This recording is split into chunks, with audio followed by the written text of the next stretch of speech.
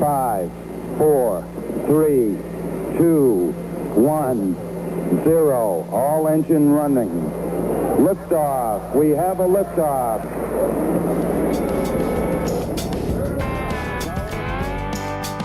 Welcome to the Rideshare Zone, where every ride matters. And now, here is your host, Shawn, the Colorado Rideshare Guy.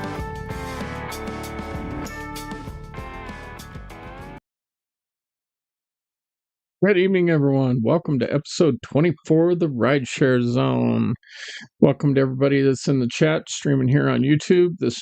I'm Shawn, your host, the Colorado Rideshare Guy, and you can find me on all the major social platforms. Woo, tough intro here tonight. At CO Ride Guy. So, and then any of you that are listening to podcasts or like to listen to podcasts, you can look up the Rideshare Zone on any of the major streaming platforms and find me there to catch all the episodes. All right, let's see who all we got in the chat here tonight. We got Twin Pine Studio, Traveler, Bubba Sue, Ben Guerrero, Toyo. What is up, y'all? Thanks for coming in. So I had a whole lot of figuring out what to do to cull the herd here because there was a lot of stuff to talk about. We got, what are you finding in your Waymo, which you can guess with no drivers. That's pretty interesting. We got RoboCop is coming to negotiate your release. Tesla Cybertaxis being banned in New Jersey. And a DoorDasher that was hit by a criminal but still went and made the delivery. And then we're going to go do an article about Argentina and what's going on there and their world of gig work, and that's kind of interesting with it. And then, of course, we're going to talk about eVTOL. Can't miss that. Oh my goodness! And then the U.S. Border Patrol is warning rideshare drivers about something. So that's some of what we got going on tonight, guys. Hope you can stick around for the whole thing. We got a few more people come in since then. We got our Tech K9 Handler. What's up, Colin? Awesome, Amy. How you doing? And yeah, here we go. Let's go get this thing going. And we got to start with our favorite little subject of all, right? And some of you have probably already seen this because it's been big news, but everybody keeps sending it to me and asking about it. But I got a little different spin on this one than so I had to go ahead and still include it in there.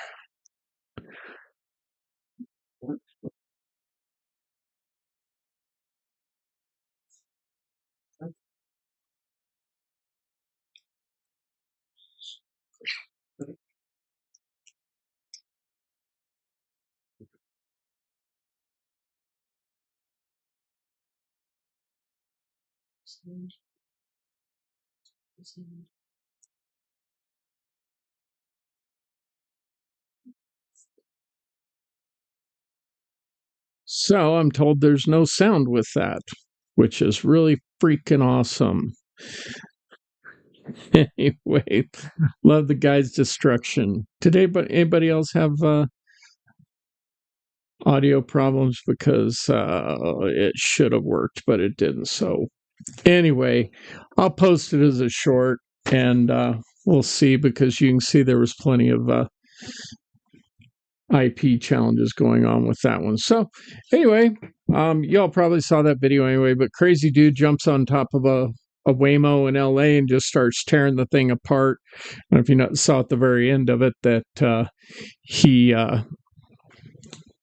ended up, he'd ripped the windshield wiper off. He was yelling at the little spinny GPS thing and whatever, all the sensors that are on top of it. And it was nuts. But like I said, I'll post that as a short for everybody to check out. And I know some of you seen it, but this is a little different version of it. Trust me, you'll hopefully enjoy it. And it's more than just that added graphic that I put together for us. So anyway, while we're still talking about Waymo, all of a sudden now, apparently Waymo's complaining because they're finding everything from trash, people giving birth, tracking dog poop, and everything else into the Waymos. And actually, it's not Waymo that's complaining; it's the passengers are saying that they're finding these vehicles to be really in crappy condition. And this was mentioned about 6 months ago. And yeah, you don't have anybody babysitting these people. We've seen plenty of stories about people misbehaving and stuff in these Waymos. So what do you expect? It's what's going to happen. Leave the door open. You have to pay a DoorDasher, $2 and no tip. By the way, if you go close the door on that Waymo. And so, yeah, December, somebody, was on their way to the hospital and ended up giving birth in the back of a Waymo. I'm not sure that I think the buses are probably more sanitary at this point than probably riding in a Waymo.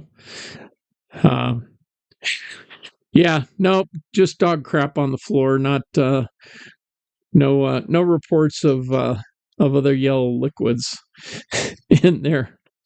So is no car seat allowed in a Waymo? I don't know. I don't really care because that ain't my problem, but you ain't getting in my car without a car seat. That's for damn sure. So I know that poor child being born in a damn Waymo, Amy didn't have a chance. But talk about being full immersion into immersion therapy into germs.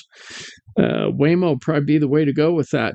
Now, another interesting thing they're finding, and this one's actually causing a huge issue for first responders, is now getting to a point where a lot of people are sleeping in these things, and some of these really sound sleepers aren't waking up. And so apparently Waymo, their little safety operators, tell them, wake up in the little thing. And if they don't wake up, then they're having to call 911 and have people obviously have first responders show up for a medical emergency. And in Austin alone, in the first 9 months of service, the city had 99 calls. Says 99 such calls made to 911. Now, that's a hell. I mean, these problems in Austin just keep cropping up and up and up and climbing to the surface. And I don't know why Austin even still allows these things anymore. I don't know. But apparently they're giving them enough suitcases of money that they still keep letting them operate. So yeah, the little remote assistants try and do their thing. Apparently 3% of these 99 calls, so we'll just say 3 of these, did actually require somebody being taken to the hospital. So apparently unhealthy people have a tendency to want to take a Waymo. So again, back to the germ factory thing. I'm not sure I'm going to be doing one of these even from a science experiment standpoint, unless I'm wearing some kind of it looks like I'm cooking something on Breaking Bad. Then I might get into a Waymo, but otherwise, I'm not sure. I think you might be taking your life in your own hands for another reason. You get the Oregon Trail. You died of dysentery at the end. Little splash screen at the end of your Waymo ride. I don't know. But anyway, there we go. And man, this is kind of a bummer because I got a couple other videos that we put and they're probably not going to work if that one didn't work. And I didn't test it. I was feeling confident that I finally had everything taken care of with OBS and got it under control. And here we are. Back in the crap of everything with it. So, all right. Well,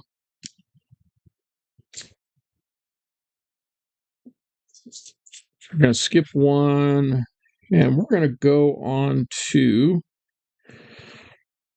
here. I got a good news story. All we're always talking about is a bunch of negative stuff and everything else that goes along with it. And Oregon Trail on the floppy. Exactly, Ben. So there was this guy who was a delivery worker, and I think this was in South Carolina, if I remember right. Anyway, he was doing his little getting up, doing his deliveries as he does every single day, like many of us do, get up and, do our gig work. And he was going down the highway, and there was a couple of teenagers in another vehicle, and all of a sudden the vehicle in front of him, this pickup truck, goes into oncoming traffic, gets into a head-on accident, rolls, does this crap out of the movie, catches fire. So this good DoorDasher, Mr. Ortega, he saw the accident, saw everything happen, stopped, and went to go render aid to him, because this is obviously a pretty tragic accident. You get a rollover, and then all of a sudden the vehicle was smoldering or on fire at that point. There was a photo of it, of the vehicle was a bystander had taken, and it was definitely on fire when people were trying to extract them. So anyway, he tried to get him out conventional way, and that didn't work. So he ended up climbing on top of the truck while it was on fire and opening the side door and then pulling both of them out. And then meanwhile, during all this, he's got this big adrenaline surge going on, as you would expect, and he suffered a pretty severe laceration and he drove himself to the hospital, but it was a bad enough laceration that he's going to be out of work for a while. So they started GoFundMe and to help pay for his hospital bills and then support him while he's healing up from his injuries. But that wasn't going to stop the guy. He still went out there, helped him. Apparently, he got some minor burns as well from it. So look at that. There's some good DoorDashers out there. Good job, dude. So there's a good news story of somebody going and helping people. I mean, it wasn't entirely good news, but we got some good news of the good gig workers out there. We're always talking about the bad ones, the bad passengers, the bad recipients, all that stuff. So yeah, finally a good news story. Those are hard to find sometimes because nobody wants to talk about, people like this dude that's, doing great things and helping people. They just want to, wait until he didn't give somebody an extra hot sauce packet, and then they'll make a freaking news event out of that. But yeah, good job, dude. Man. All right, So moving on to our next thing, RoboCop is going to come negotiate your release. Can you imagine? So, we have all these, again, negative news stories. You're part of a rideshare incident, and, you end up getting held hostage. Some guy robs a bank and he orders an Uber, and then the cops surround him. And then all of a sudden, as everything's going crazy, going south, and, at this point, you're going, hey, I expect, hostage negotiator from Quantico or somewhere, get an FBI hostage negotiator in or something, come save me from this crazy frickin' person. And well, no, that's not what you're gonna get. And it's, again, we're in South Carolina. So hang on one second. We're having some fun little difficulties tonight. I am loving this. This is awesome. So we're going to keep pushing through. We're going to make this work. So anyway, if you happen to get into a hostage situation where Sheriff Body Kimbrough Jr., he's going to bring his little buddy, the G1 robot. What is up? Welcome in, Steve. And then I saw we had also a couple of people come in. We'll get you Shaney Play. I think that is it for the new ones that come in. But yeah, you're going to get this little tiny humanoid robot to negotiate your release. So it's a Unitree G1, and we've seen plenty of problems with these stupid things. Yeah, exactly. Yikes. That's a great way to put it, Amy. And it's a collaboration with the University of North Carolina School of the Arts and Center for Design Innovation. Yeah, I guess maybe it'll do a Broadway show for you while you're waiting to get released from as a hostage. I don't know what that's all about. But anyway, it says the robot deputy is meant to stand in for human cops during intense standoffs. What is this stupid little thing going to do to save the world? What this little thing, Sonny's creepy. This thing's just like, go, get out of here. It's like a gnat or something. I don't know, but would you feel like you're in good hands? This thing, I mean, shit, Allstate probably wouldn't even take this thing. But no, there's no way I'm gonna. I'd be like, hold on, I'll negotiate my own hostage release. Never mind. I don't care if I'm completely incompetent about doing this, but no, I'm not letting that little midget robot. Is that hate speech against robots if I say that? I don't know, but this dude with a straight face. Now, here's the interesting thing. This county has less than 400,000 people in it. It's in Forsyth County, South Carolina. The most recent hostage situation Forsyth County had was in May of 2023, where guy allegedly held a significant other against their will after assaulting police. So, fine citizen there, but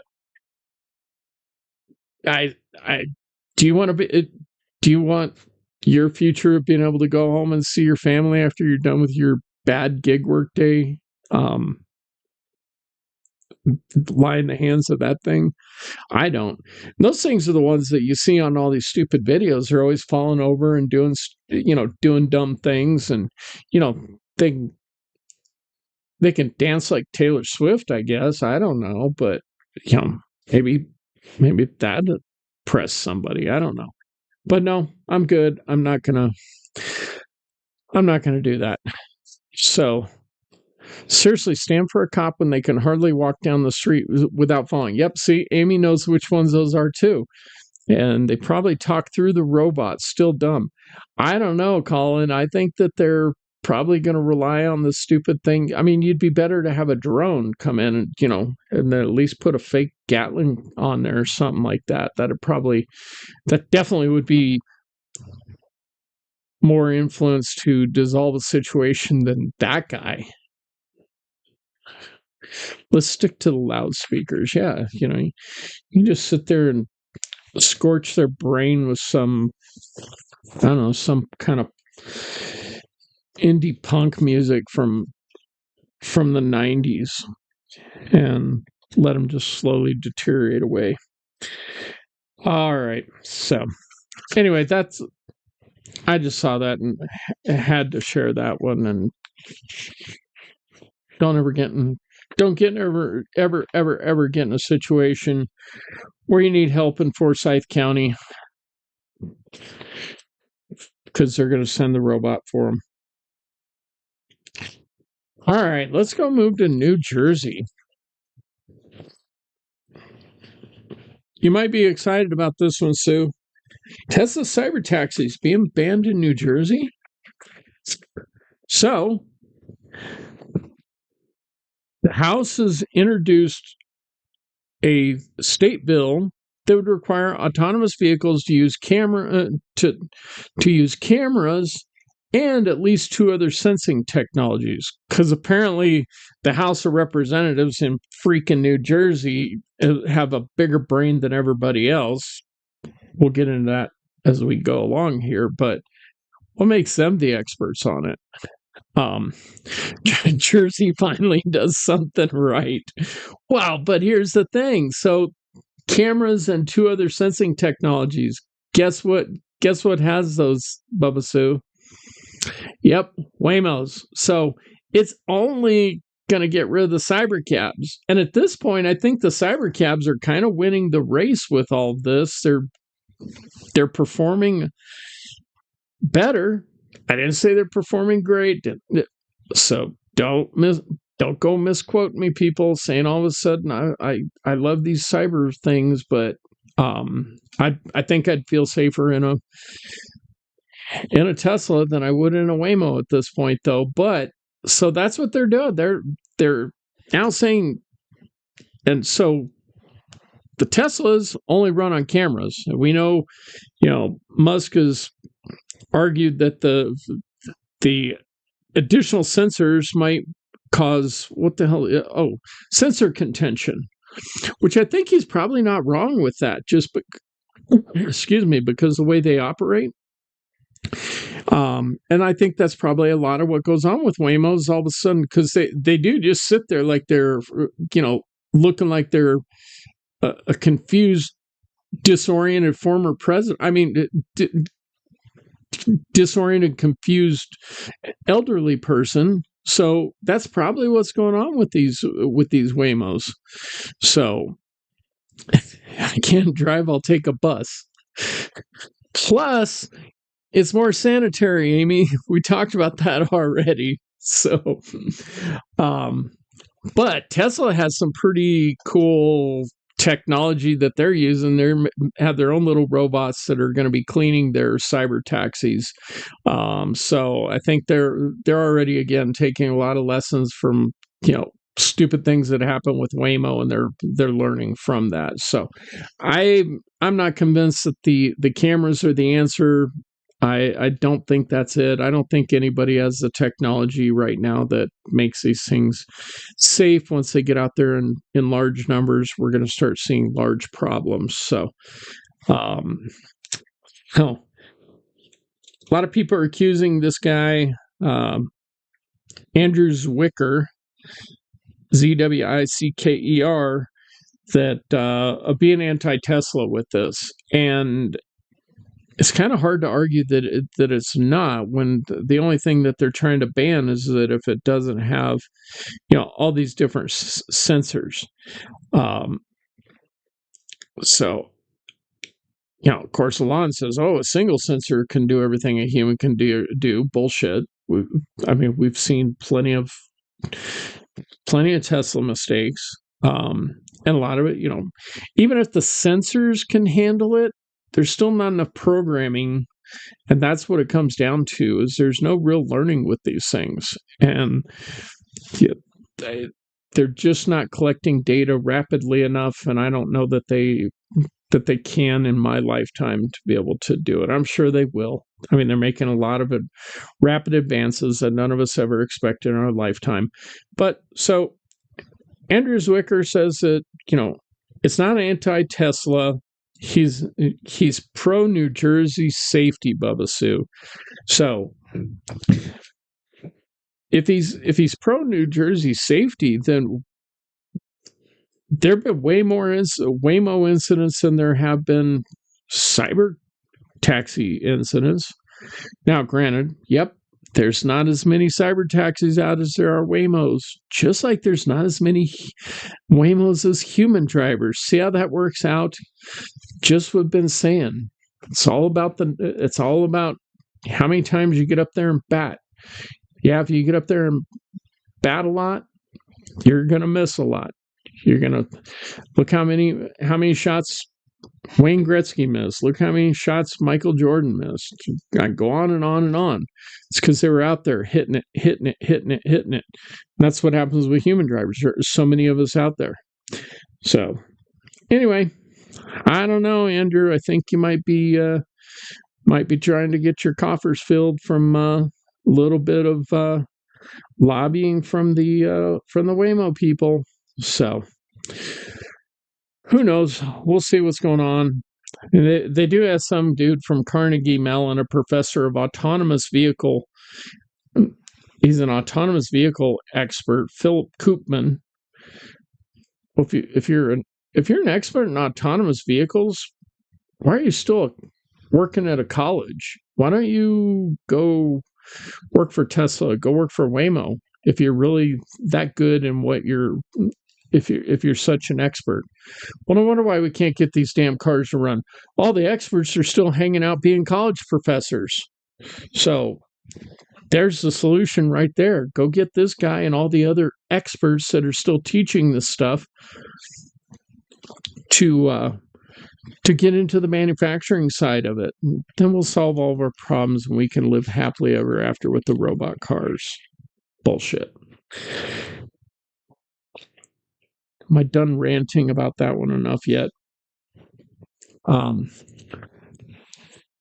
Did you guys see the video of the? I'm going to show this anyway, and then I'll just describe it because I've got the audio podcast people anyway, and it's pretty self-explanatory. But I'll set the scene up here. So there was a lady stopping to do a DoorDash delivery. She's getting out of her car, and all of a sudden, this happens.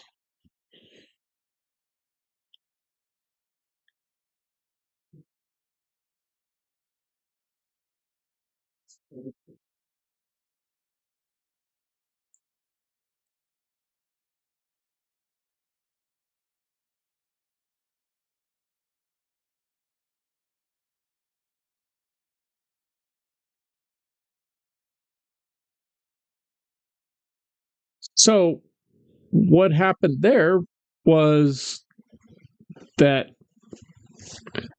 this dude was being chased by police. So you couldn't hear it, obviously, because I'm having frickin' audio technical difficulties, but there were sirens going on in the background. So you could even hear it from that far away. Why she got out of her car when the sirens were going off? She was probably in work zone or something. I don't know what it was, because again, another lesson, we can always look at this. I'm not faulting her for it. In fact, I'm actually giving her props because of what she did afterwards. But when you're getting out of your car, look, listen, live, guys. I mean, there's another one. We probably won't get to it tonight. I'll just go ahead and hit on it. Where somebody got carjacked in Nashville right as they were opening up the door. So this just keeps happening. Guys, got to look, listen, live. So Colin has a question about people. So on this video, the person they double parked. I think they double parked. I don't remember. But anyway, they were parked on the side of the road, not pulling into the driveway. Colin, I will tell you, I don't ever pull into somebody's driveway because you don't have a safe way out. You can be blocked in really easy. Now that goes back to, my old life. I always tell people I have never had a gun pulled on me for standing outside of somebody's driveway. Now I might get weird looks if I was in the wrong place, and y'all remember the days of DoorDash and Uber Eats when the maps were freaking awful, and they would sometimes literally put you to the wrong address, and you wouldn't see everything. I always want to have, just from my conditioning, I always want to have at least two ways out, Colin. And using somebody's driveway and sticking my car in their nose, I can be sealed down to 0 ways out really quickly. So I don't recommend that. I know a lot of people do, and they can make an argument that it's safer because you're not on the side of the road like that lady was, where she got blasted by this dude. This dude was running from the cops. I have no idea why he hit her like he did. And then he bailed shortly thereafter.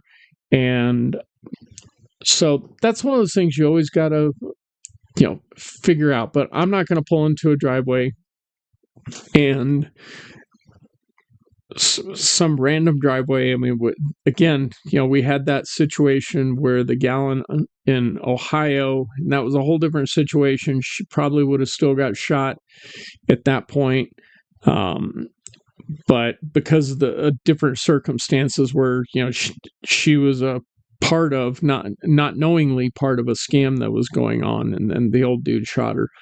But that took place right in front of a driveway, and had he, and you're also going on to somebody's property with the vehicle. You're just kind of, it's almost like you're kind of, it's like you're walking into their house without knocking on the door. So again, kind of a courtesy thing. It's just stay at the curb and so on and so forth is the way I did it. So it's not a policy. It's a lot. I think there's probably a lot of people would recommend you pull into a driveway, but plenty of people pulled into my driveway, and in old places that I lived, and you know, they were met with some of my brothers, Smith, Wesson, and you know, maybe some of his friends, Ruger and such. So, and that's just where, you know, grew up, raised my kids and stuff, was that kind of a world. And again, it's just kind of a respect thing. So stay off people's driveways, Colin. Freaking Canada, always wanting to invade something. Then they get mad when you want to pull into their driveway and make them the 51st state. Colin's Canadian, for those of you that don't know. Anyway, well, he's half and half now. He's like a bad coffee now, you know, it's half and half instead of just plain coffee. But anyway, so that's what happened with that. Again, I know there was the audio issues with it. Sorry about that. But this lady, this lady gets the I Got Freaking Fortitude award because she actually picked up the bag and made the freaking delivery after getting blasted by that dude. And she's a little gimpy, but for the most part, I'm sure it's mostly an adrenaline rush that's going on. But she didn't suffer severe injuries from it. How the hell she didn't suffer severe injuries for that? Beyond me. So that'll be posted in the show notes, the link to that video, and see what happened. Colin says, don't even go there. All right. Moving on. I always hate when my videos get screwed up. It just kind of screws up my rhythm with me. And so sorry for my pauses, folks, while I collect my thoughts, because I have in my head how the show should be going, and then all of a sudden it goes south, and I want to still do well and have some great information for you guys. And we still got people coming in. Welcome in, Tim. What's up, brother? And so let's go to Argentina for a second. This is or a couple minutes. This is pretty interesting.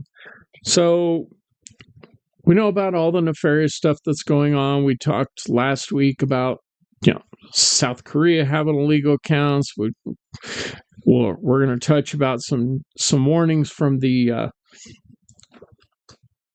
blah, blah, blah, blah. Oh my gosh. Anyway, there's a whole lot of nefarious things that go on, and not just in the U.S. And Argentina has an interesting problem that really, if you look at it, it may not be so much different than something that is done here in the U.S. So let me dig into this so you understand what the hell I'm alluding to.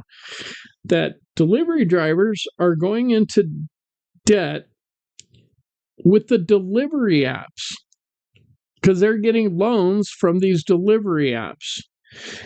And so there's a lot of question of, are they targeting people who are going to be forced into indebtedness from these apps, because they're skyrocketing up to 700% per year is what one study has shown. And they're trying to figure out what's, you know, that the situation was strongly condemned by union representatives in the sector, who model as a cycle of dependency that is difficult to break. So basically, they're doing payday loan stuff, and you get stuck doing gig work, delivery work, because you can't pay off your apps. So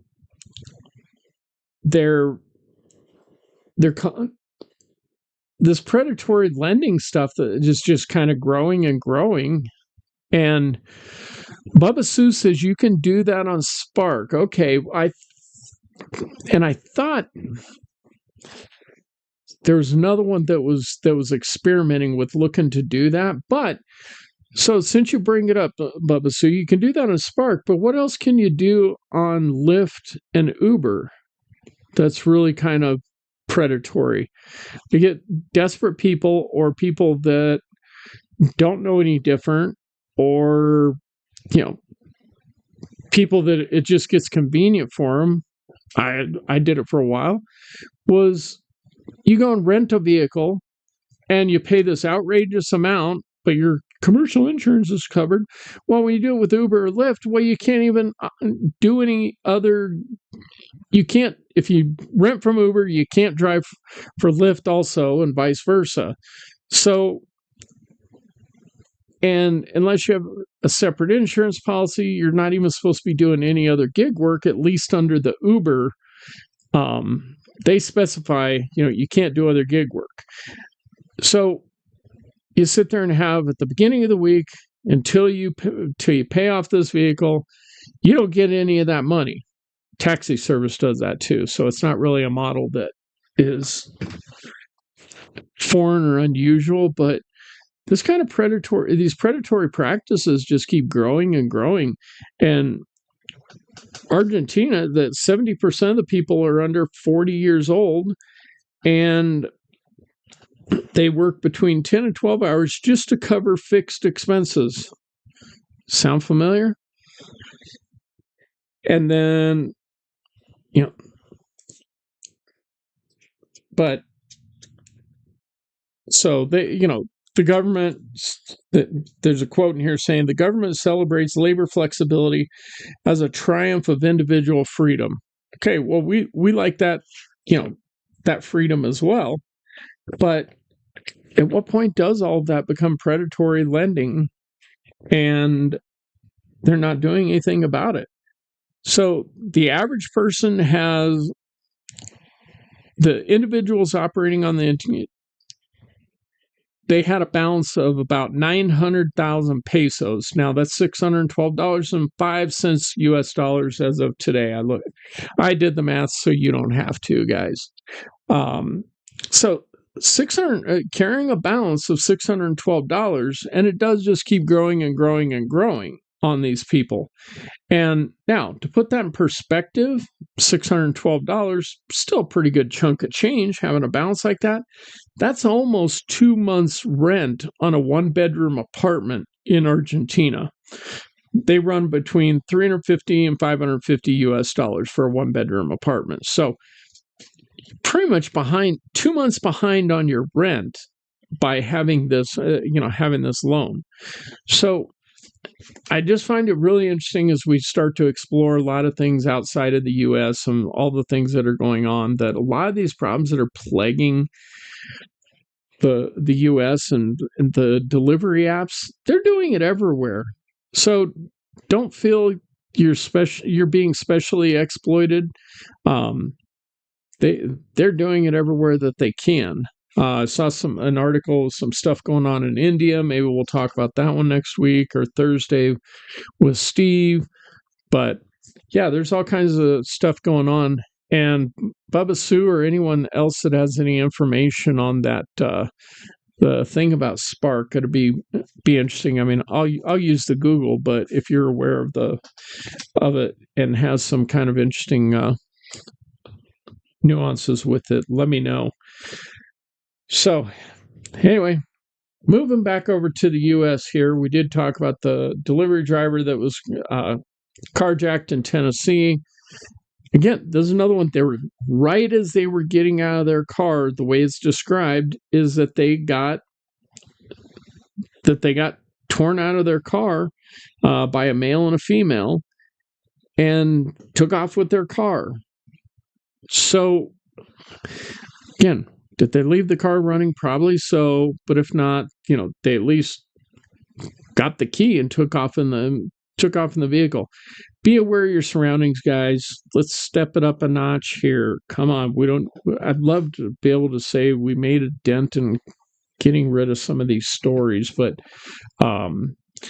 people that are, I guess I'm probably yelling at clouds because, people that are doing these kind of things, they're not the ones that listen to this kind of stuff. They're the ones that are just keeping their head down, not being aware of what's going on in the industry, let alone in their own situations. So that's what we got. Let's see who else we got in here. Meridian, welcome in.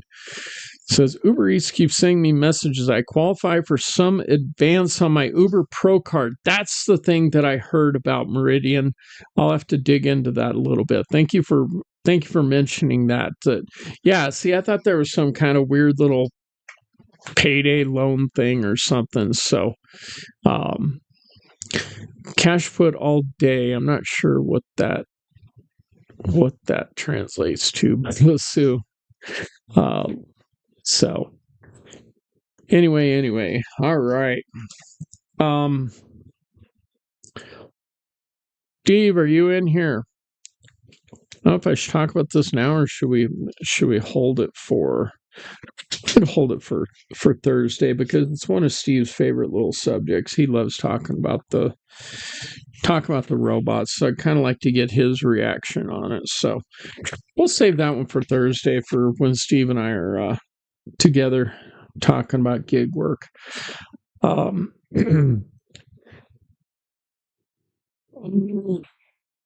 we're going to skip that one. So we're going to move over to the southern border. We're going to go to down in the West Texas town of El Paso. So the U.S. Border Patrol in the El Paso sector, they're warning rideshare drivers about the dangers of being manipulated by transnational criminal organizations. They just say cartel, whatever. Criminal smugglers can utilize legitimate mobile apps to insulate themselves from law enforcement, border patrol, they said in a news release. Are they just finally discovering this? That people are used, that rideshare is used for human trafficking, smuggling of everything under the sun, and even probably endangered wildlife or something too, if you want to get the U.S. Fish and Wildlife involved with it too. But anyway, it's getting bad enough, and they're having enough concerns down in El Paso that they did put out a press release on it. They made some interesting comments. One of them, hopefully, as I skimmed through this, I hit on it because it was misquoted, and I challenge them to anything different. But it says U.S. Border Patrol is urging rideshare drivers to look out for indicators of smuggling, including passengers wearing heavily soiled clothing, groups attempting to exceed vehicle occupant limits, third-party bookings where the account holder is absent, or passengers who appear visually stressed or unaware of their current location. I guess that's probably some good basic thing, but hell, sounds like 80% of my Lyft passengers. Okay, no, I'm not that many. We'll go 60. Anyway, under federal law, here we go. Under federal law, individuals found to be participating in these networks may face felony charges for human smuggling and harboring. Now they're fear-mongering everyone. And there's another one that's even better, where this says cartel criminal smugglers recklessly endanger the lives of rideshare drivers and passengers alike, treating legitimate drivers as disposable tools for their smuggling operations. Are they talking about Are they talking about gig workers or gig worker employer or apps, or are they talking about cartel when they're talking about treating legitimate drivers as disposable tools for their smuggling operation? Anyway, I digress.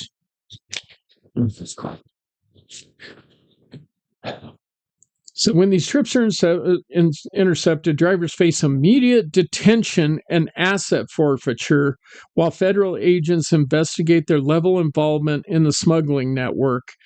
El Paso Sector Chief Patrol Agent Jesse D. Munoz. Bullshit. You are not forfeiting your assets. They'll conduct an asset seizure, but you are not. I'm not forfeiting my assets because I hauled some, because I unbeknowingly was a freaking mule. You will seize my assets, and then later they will go to the court and get forfeited. So quit trying to intimidate people with your stupid bullshit. There you go. That's the thing I wanted to make a comment on. I mean, get these guys. He should go to work for, I don't know, he needs some Uber, Lyft, DoorDash, PR people, because he's just talking crap. So, and this is where I get frustrated when people like this, when they're, think they're bigger than life because they have some authority.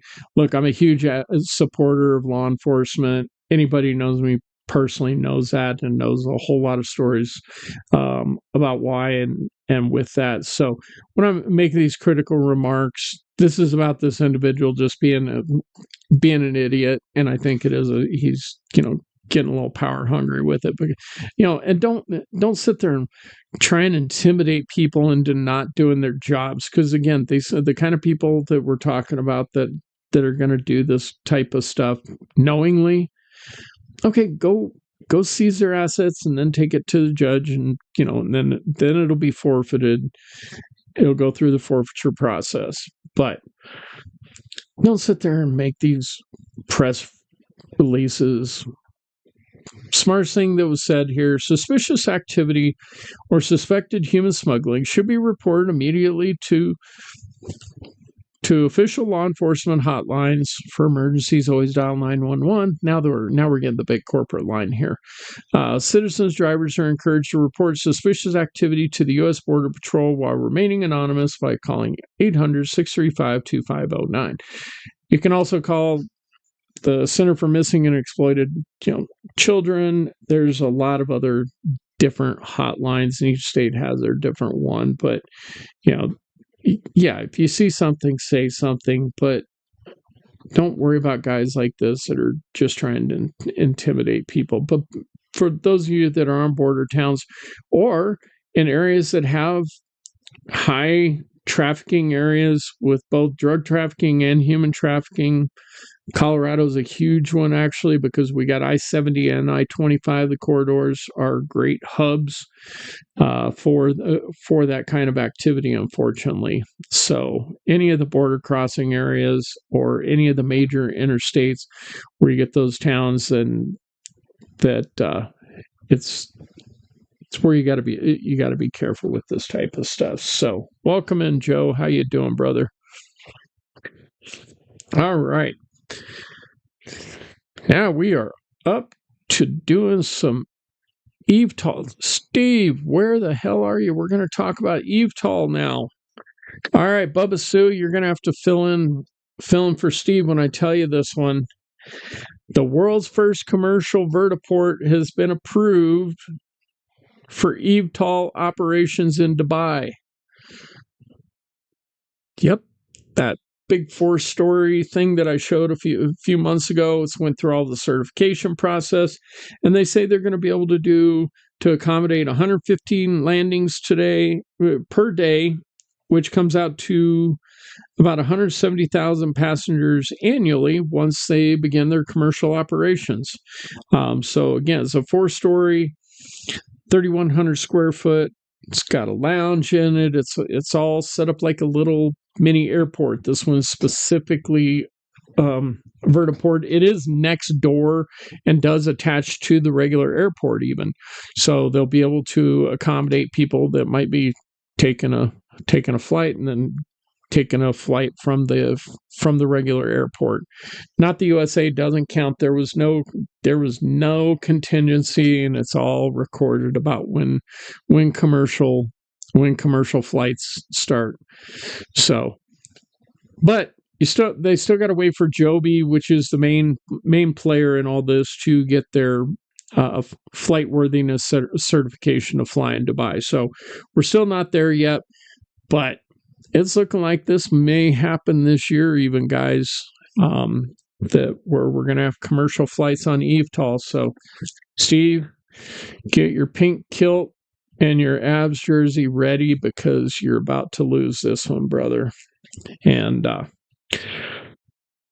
so, other than that, because of all of our little technical difficulties and everything, we got a little bit shorter show. Not USA doesn't count. BS. I know exactly what the bet was, because I purposefully left that out, and it was never ever brought up. So those of you who don't know, Steve Rideshare Rodeo and I have a bet, because he says eVTOL was never going to fly, and I said it's going to be at least by the Olympics of 2020, the LA Olympics in 2028, and he's been in denial. Sue's been in denial. Love you guys, but you're about to lose. So thank you, upset Bubba Sue. I'll be the one in the kilt. Nope, not gonna do it. I won't have to. If I do, it'll be a cool tactical kilt of some sort, and my Scottish buddy Colin will freaking help me out figure that one out anyway. So I would wear that proudly. So, see, Colin says I can borrow his, but I'm not going to be borrowing his. Steve's going to be the one doing it. So, anyway, guys, I appreciate you coming in for episode 24. Sorry it's a little bit shorter than scheduled because of our technical difficulties, but catch me here every Thursday at 8 p.m. Eastern, and then I'll be with Steve. Catch me here every Tuesday, and then catch me with Steve on Thursday, 8 p.m. Eastern time, and we'll have a whole lot of fun things to talk about, including some delivery robot stuff. Otherwise, guys, thanks y'all for coming in and supporting everything. Y'all have a wonderful evening. Be safe. Good night, y'all.